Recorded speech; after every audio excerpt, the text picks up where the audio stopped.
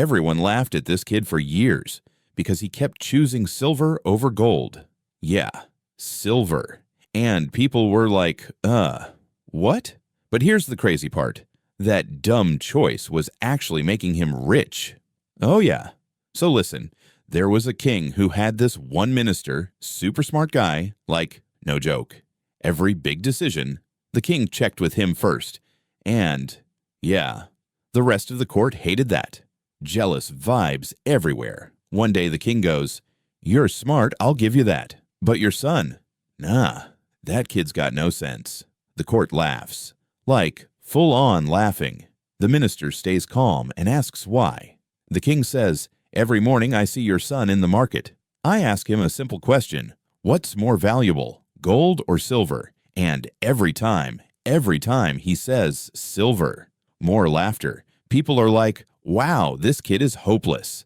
The minister doesn't say a word, just goes home. That night, he asks his son, "Be real with me.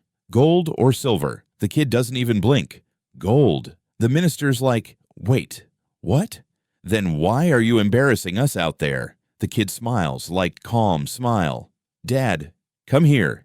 He opens a box in his room. And boom, it's full of silver coins. The minister freezes. Where did all this come from?"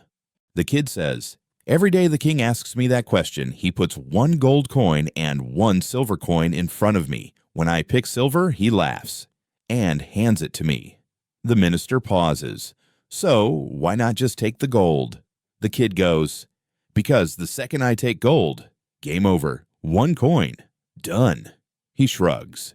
"But as long as he thinks I'm dumb, I get paid every single day."